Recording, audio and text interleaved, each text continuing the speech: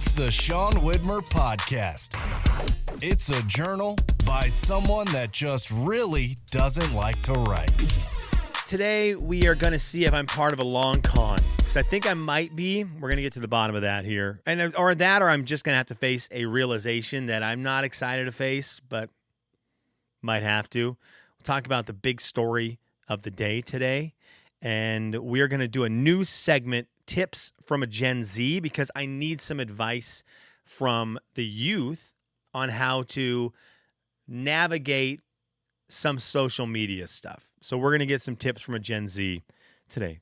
For the new people, I'm Sean Widmer. I'm a dad, I'm a husband, just working through life, getting through life. And this podcast is about that. Is we all just try to figure it out together in that parenting world, in that spouse world, in that living world. So thank you for those who are new listeners. I appreciate it. If you're listening on Spotify, Apple Podcasts, whatever the podcast platform you listen on, thank you. For those of you who watch on YouTube, and I know we've got some people on there, we will be seeing today what the reaction is to no sunglasses. Wore the sunglasses on Wednesday because I'm rocking this comically cartoonish black eye. And I got roasted. I got roasted on Wednesday's podcast for wearing sunglasses inside doing the podcast. But now you get to see a little bit of why it is. I will tell you right now, I'm recording this on Thursday night, late Thursday night. The eye is getting a little better. Believe it or not, earlier today, if you can't see it, I've got the purple and black and blue right above for my eyelash, right up to my eyebrow, all the way along the top of my eye. And underneath, there's like a big splotch of bruise. But earlier this morning, I actually had the black eye that you really only see in movies or cartoons. And it's the perfect circle. Excuse me. Perfect circle of black and blue. It went all the way around my eye. It was crazy this morning. I was super excited about it. Also hurt a little bit still, but that's what we got. So if you're watching it, you now get to see the black eye as opposed to the sunglasses. We'll see what happens. We'll see if we get ripped for having a black eye, recording the podcast this way. Maybe we can do no right on YouTube. We'll see. But for those of you who are watching it, thank you so much for doing that.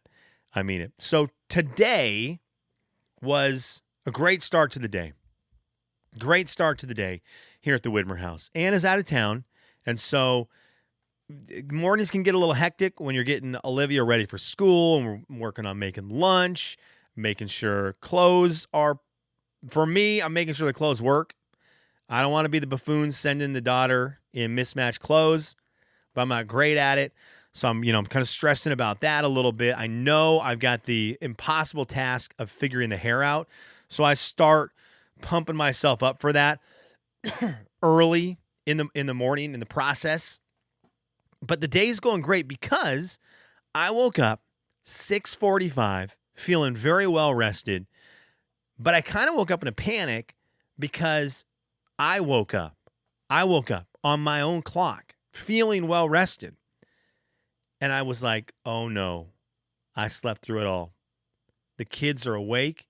Olivia's gone into Huck's room. She's gone downstairs. She got into the pantry. She's pulled out all of our cereals. She's in Huck's room. Somehow has got him out of his crib. They're going to have food all over the place. This is going to be a nightmare. Olivia's asleep. I go, look, Huck's asleep. I woke up before the kids woke up with time to spare, feeling like I got sleep. Never happens. This never happens. It was magical. I woke up at 6:45. Olivia woke up at 7:15. Huck woke up at 7:20. Never has happened before. What a magical time. Went downstairs, got my coffee, enjoyed my coffee, got Huck's oatmeal ready so that when he wakes up, he expects his oatmeal to be fed to him. Before he even starts crying, he expects his oatmeal to be fed to him. When his eyes open, he wants oatmeal in his mouth. And I was able to make the oatmeal, have it ready to go, fix Olivia's lunch before she was even awake, got her backpack ready, got everything ready. Olivia comes downstairs. Dad's in a great spot. It's a great start to the day. A couple minutes later, the Huck man wakes up, go up to his room, bring him down. He's ready to throw a fit. He's like, I'm going to get you, Dad. Here it comes. You ready? I'm screaming for oatmeal, bud. You ready? Every morning, I'm going to hit you with this. Here it comes. And he looked at the table and the oatmeal was there. And he was like, oh, okay, my guy. Okay, I see you, Dad. You're learning. I was like, yeah. So he's in a great spot. He's in a great mood. I'd even got his 2 favorite cars and put them by the table so that not only was his oatmeal ready, but the toys that he inevitably is going to ask for are there also. We had him on lock. Olivia's happy because I've got her breakfast going, but I'm also able to lock in on her because I'm not running around getting her food ready, finding her backpack. It's already there. So she can sit there and she has a captive audience as she explains to me all the things that she has planned for us between school getting done at 2 o'clock and dinner, which included going to Nana's house and swimming, also playing in the snow that doesn't exist here, going on a hike, coloring in her Paw Patrol book with thick markers, coloring on construction paper with thin markers, making cupcakes, watching a couple shows, and making forts was one of the things she wanted to do. So this is like her plan. We've got this big afternoon planned, all this to squeeze into 3 hours. So I'm very excited. But she had a captive audience for this. Morning goes off without a hitch. Crazy. Feeling like I'm on the top of the world. Get in the car. Get the kids all wrangled in the car. Let Huck take these 2 toys, these little 2 Hot Wheels cars with him. Olivia's happy. She's still telling me stories about life. She's able to just blab. I can focus because I'm locked in. We get in the car. We pull out of the driveway. And this is a normal part of it. 4 seconds into backing out of the driveway. I want to listen to Dumbo. Put on Moana. Play my favorite school song. And I'm like trying to focus on driving because we're backing up. CarPlay hasn't activated yet, so I can't find the music. And we're just trying to survive. And this is every day, the 4 seconds between me putting the car in reverse and backing out of the driveway. So we finally get into drive. I'm excited. I'm going to hit one of her favorite songs. We're going to keep this solid day going. And there it is on the screen. Spotify not connected. I'm like, what is this? What? Not today. Come on. We're having a perfect day. We're throwing a perfect game. Look at my phone. SOS. What is this? I'd missed it. The AT&T network outage across the United States affects my morning. And I'm like, what is this? What's going on? I think maybe my phone has had a weird situation overnight. Maybe an update went wrong. I'm not realizing there's a problem. I had been on Wi-Fi in my house in the morning, so I was able to get some texts sent off and received in the morning. Second I got away from that Wi-Fi, though, I'm now in it. And so now I've got this 15-minute drive to school, and I've got to figure out how to distract the children because I don't have any music. And I restart my phone, and Spotify doesn't reconnect. So I'm sitting there trying to keep these conversations going like, Olivia, what kind of snow angels are we going to make today? And she's not having it. She's like, don't try to trick me, Dad. I'm smarter than this. Where's my song? Where's the music? Play the music, old man. So she's screaming now in the car. This fires Huck up. He's mad now, too, for no reason. He's just mad. He's mad to be mad because Olivia's mad. He's agreeing with her on all these things. I'm like, bro, you don't even like that song. Every time that song comes on, you're ticked off about it. So don't act like you're excited about this all of a sudden. So we make it to school. I'm like, okay, good riddance. Get Olivia out the car. You know, you try to do that thing that we do drop off. We have all the cars get in line, drop Olivia off. The teacher walks them back. And we're doing that thing where I'm trying to be friendly with the teacher. I've got this big black eye. And she's looking at me kind of like, I'm like, oh, Olivia, have a good day. And she's like, I hate you. Where was my music? My dad doesn't play Moana for me. And the teacher's like, oh, it's okay. Okay, tell your dad you love him. She's like, I don't love you. You're the meanest. You can't play music. And I'm like, I love you, sweetheart. I can't wait to see you at 2. And she's like, yeah, tell Mom to pick me up. Mom plays music. And she like goes off to have a great day with her friends. And I'm like, oh, okay. We made it through this part, Huck. We got your sister out of the car. Good luck at school today, kiddo. Love you. And so Huck calms down. Sister's gone. He's my best friend again. And he doesn't need the music yet. He's just kind of content in his own world. But there is a worse sound than my daughter cursing me out for not playing her Inside Out soundtrack on the way to school. And this sound sucks in parenting. And inside of your house, the worst sound is being in a different room, hearing someone fall in a different room and you don't know how hard, where, what they fell from, but you just hear the thump. And then you just wait. And you just kind of, you and your spouse, you just kind of, whoever you're with, just look around. Everyone's waiting. You're biting your tongue. Boom. No one's crying. It's magical. But normally that sound leads to blood-curdling screams from another room. The sound of someone falling is terrible. Excuse me. But in the car, the worst sound you can hear, worse than, are we there yet? Where are we going? We'll play the music, screaming at you for it. The sound when you are in a good spot and everything's cool on the drive and you hear the toy that your kid chose to bring in the car hit their leg, hit the car seat, hit the wall, rattle around between the door, the side of your chair, the side of their chair, and probably settle in that weird little holder at the bottom of your door that all the gum wrappers end up in and candy wrappers end up in and fruit snack wrappers end up in, and lodge itself in there.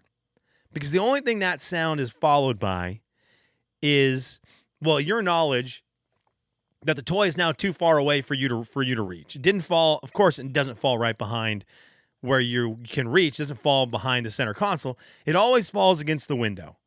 And now, you know, for the rest of the drive, can you get my toy? Can you get my toy? Can you get my toy? I need my toy. I need my toy. I need my toy. I need my toy. I need my toy. And it gets worse and worse, progressively worse, until now it's just screaming. They don't even remember what they're screaming about. Now they're just angry. Tears are coming out. It's just chaos, all because they couldn't hold on to this toy. And I heard that sound right when we leave school. Ping! Here goes the Waluigi car off Huck's leg, off the door, lodges itself back there somewhere, and you have to make the decision as a parent, am I pulling the car over right now, walking around the car, and getting that stupid Hot Wheels car, or are we just going to wear this until we get to our destination? I chose to wear it.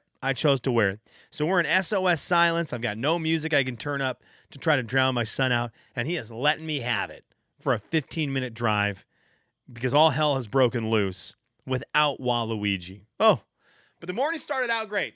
But I'd like to thank AT&T for just brutally affecting my day. And then on top of that, I mean, I'm married, and maybe you were in this world as well, but the second my wife could get a hold of me, we are in the middle of a terrorist attack. This is it. The world is ending. Go get the kids. Make sure that you are, go by the store, buy all the food. This is it. And I kind of interject. Well, I just read the story online that, they've got it kind of figured out. It's just AT&T. They've got some issues with some of their towers. Nope. Absolutely not. World's done. We're all done. I'm leaving. I'm coming home right now. I'm going to drive faster than usual. I got to get home. I'm calling the babysitter. I'm calling this. I'm calling that. Like everything. We're calling the school. Everyone is coming back to the house. Lock the doors. So thank you, AT&T, for making today great for everyone. I want to do a new segment today.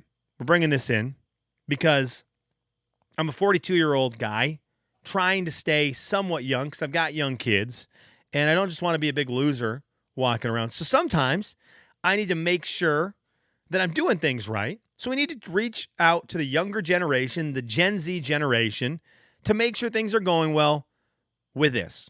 Tips from a Gen Z. All right, so tips from a Gen Z. Our Gen Z today is going to be good family friend of ours, our former babysitter, nanny, Elsa, who I love dearly. She's family. She is my wife and my first daughter, and then we had Olivia and Huck, but Elsa's family. Elsa is like on the list of open door policy with us. Love her to death. Great girl, second best babysitter of all time behind her friend Grace. So she is great, but she is the second best babysitter. I reached out to her today because I'm worried about something with social media, with Instagram in particular.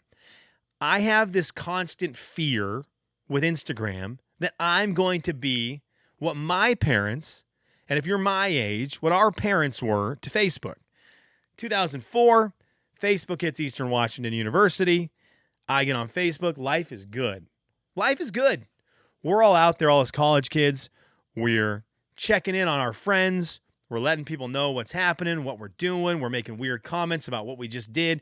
What are you doing in the computer lab? I'm typing a paper on communication interview skills. And it's, Facebook's kind of wild. And all of a sudden, one day you log on and you're like, wait a second. Did Mrs. Sharp, did Mrs. Sharp just comment on this? Why did she comment on what I'm doing on Friday night? This isn't good. Did Aunt Melinda just comment on that picture? Did Mr. Carroll just poke me? Uh-oh. And they ruined it. They came in and they stomped on it. I don't want to do that with Instagram. So I like to make sure that I'm doing things the right way. And I've been worried about something that I've noticed because I'm a big fan of watching Instagram stories. I love it. I love just sitting there. If you just have some time, I'll sit there and watch Instagram stories. And I love seeing what my friends are doing, what my friends are posting. And I think it's great. Well, I find myself watching a story and wanting the person who posted it to know I appreciate them posting stuff because I like seeing their kids or their life or whatever joke they posted. And so I'll hit in the middle of the screen. If you hit in the bottom, like where you can type in words, it pops up the reacts, and you can hit smile, laughy face, surprised face, hard eyes, fire emoji, clapping hands. And you can, click one of those and it sends off the thing so they know that you appreciated it. At least that's what I thought. And so I realized I've got a bunch of these messages where I have sent that and I've got 20, 30 messages in a row sent out to somebody without anything back from them. And so it looks like I've completely overwhelmed their life. Like I'm liking everything they do. Everything they do. And so I just wanted to know if that's okay. So I reached out to Elsa today, and I asked her that question, and she responded with, I'm so confused by your question. Fair. And so I tried to explain it to her. I was like, look, what is the proper way to navigate social media with this? Because I'm an old man. I'm out here liking everything that gets posted. And then I look at the chat thread and it's all me liking people's stuff and nothing on the other side of the chat. Are you supposed to like Instagram stories, look at them in silence? What am I supposed to do? Right. So I'm trying to get my tips from a Gen Z. So she responded and said, I'm crying. And then she said, wait, you reacted to mine last week. I thought you actually meant it. Was that just an accident? And I'm like, no, that's the problem. See, I like everything Elsa posts. But, is that what you're supposed to do? Or am I just supposed to look at the pictures and be like, oh, cool, Elsa posted something, and not like constantly be like, Elsa, that's great. Oh, you're at the basketball game. Clapping. Oh, you went out and went on a hike. Just all clapping, smiley face, laughing. Here's what Elsa said. I would say typically the most subtle way is maybe to send like the little heart in the bottom right. So that just shows that you like it and it doesn't go to their DMs. But me personally, I don't think I've ever reacted to somebody's story, but it's not a bad thing. I would just say maybe not all of them. Again, I wouldn't say it's a bad thing to send reactions, but if you think about it, how does one respond to clapping hand emojis? Huh? Truly, it's just a like. That's why nobody responds, is because how do you respond? Okay, so what we learned there is that, hey, loser, stop liking all the pictures. That was an extremely nice Elsa, not trying to bury the old guy. I need to lay off liking everything. But I did learn something. So there we go. We learned something today. My generation. We're not hitting the reactions. We're done with the reactions. Heart in the bottom right doesn't go to the DMs, so it doesn't make things weird in DMs. You're not sliding into the DMs with clapping hands. Hit that little heart. It goes in the notifications page. I didn't know this until today. And that's where we're going to live. So that's where we're living. Now, if you're going to come at me with mine, Yeah, reaction it up, baby. Reaction it up. Unfortunately, it probably opens a can of worms where I'm going to see it and be like, oh, you want to talk? Totally. Pretty great day, right? My daughter and I made fake snow angels today. What do you think about that? Thank you, Elsa. Okay, let's get into it. Kelly's, what are you into? Kelly's, what are you into? I'm worried about something here. So the other day, my cousin sent me an Instagram link, and he never does this. So I was like, what is this? In fact, I missed it for over a day because he sent it at a time where I was busy with the children. I just missed it. And then he sent me a message a day and a half later and was like, hey, dude, the Instagram video I sent you, what'd you think? So I went and watched it. It is a guy called, let me make sure I got the account right here. Law of Unintended Consequences. And in between each one of those words, there's an underscore. Law of Unintended Consequences. Mike Peake.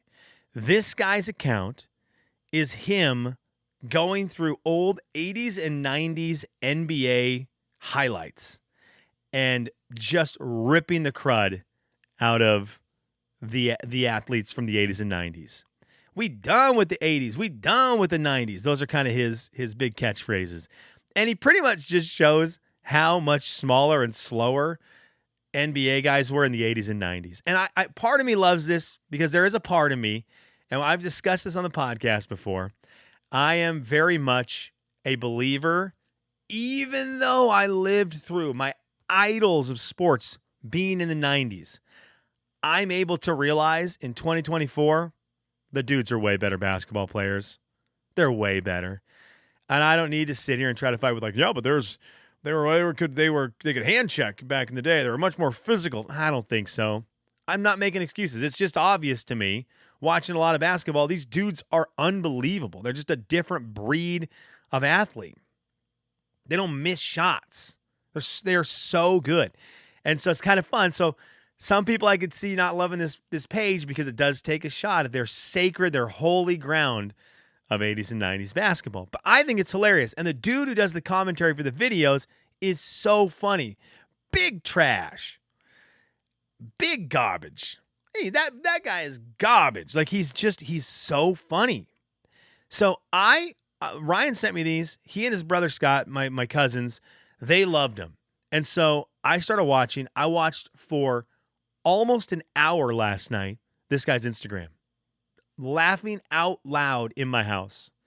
I'm on the couch laughing, rewatching, laughing, loving this. So naturally, I send out this same Instagram account to 10 people. I think it was even more than that, but at least 10 people. Nothing. Now, I've been laughing at this account for an hour. Nothing. From nobody. Finally, Rob, or my buddy Rob, he hits a ha-ha on the link. And that's, he at least gives me something like, ha-ha, like I watched it, whatever. Just get out of here. Nobody else. So I'm kind of like, wait a second.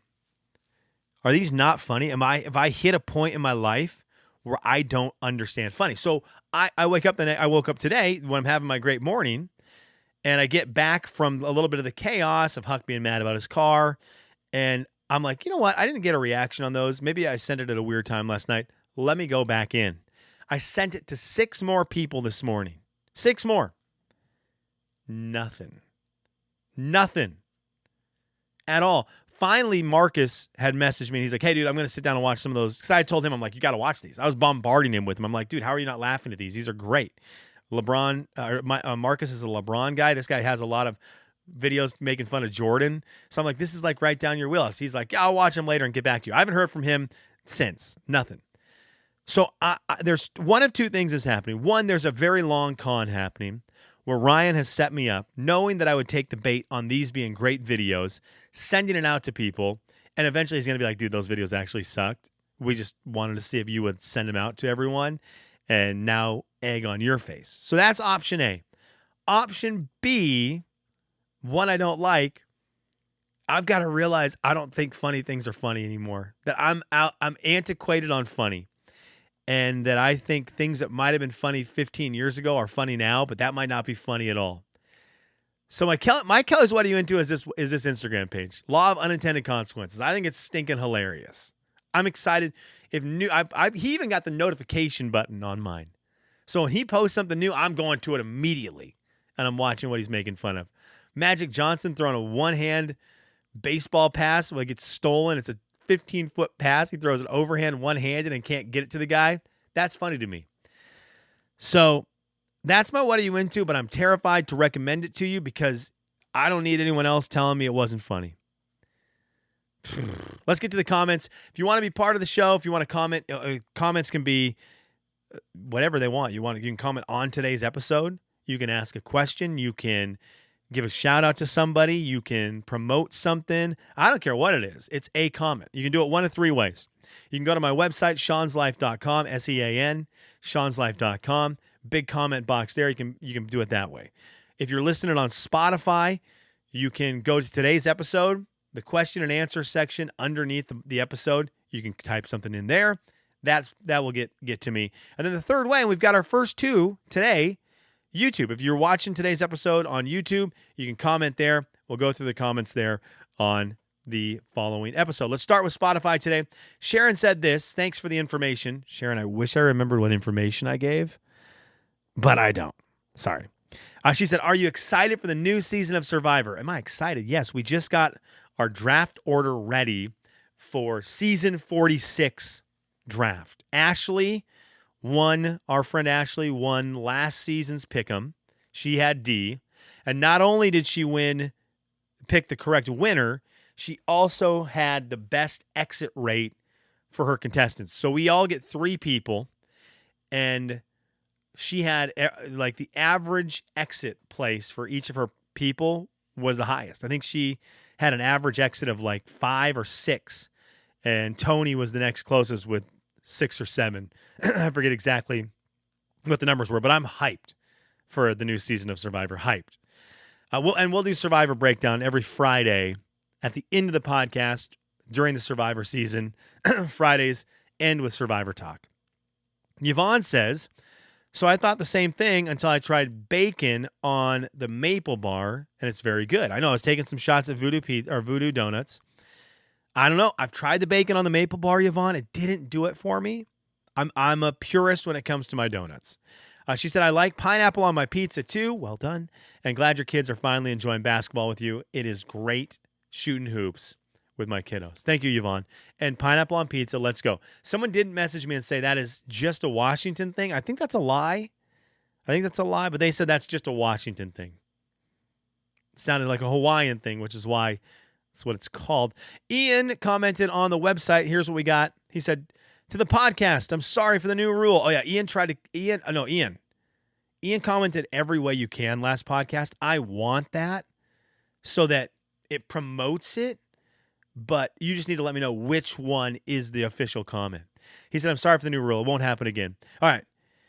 I promise. Okay, no, here we go. Top 5 fast food. This is from Ian. Top 5 fast food. Now, we said top 5 fast food you've been to. His were all over the place. Here's what we got. Number 1, John's Hamburgers in Long Beach, California. 2, Perry's Pizza in Huntington Beach. 3, Burrito Factory. 4, Jack in the Box. 5, Carl's Jr. It's not even close. Those 5 were almost daily visits, guaranteed. 1 time a week. Convenient, price, and the food. All right. I love it. Carl's Jr. and Jack in the Box, they're on my list. We can be brothers in those 2 right there, Ian. And then on YouTube, we've got 2 of them on YouTube. Mike Crawford, the legend, best photographer that's not David Patterson in the Pacific Northwest is Mike Crawford. And he said, this is my 1 comment. Thank you, Mike. Appreciate it. And then John S. said, just found this podcast this week. Went back to watch all the episodes back to a few years ago. What? Love it. As a former Spokaneite, Post Falls, it takes me back. We'll be watching future episodes on my commute from now on. He's on the train. Train, not driving, by the way. John, thank you, brother. I appreciate it. Thanks for finding the podcast. Thanks for commenting on YouTube. I hope you enjoy it. The pressure is on. All right. Thanks for tuning in today. Talk to you later.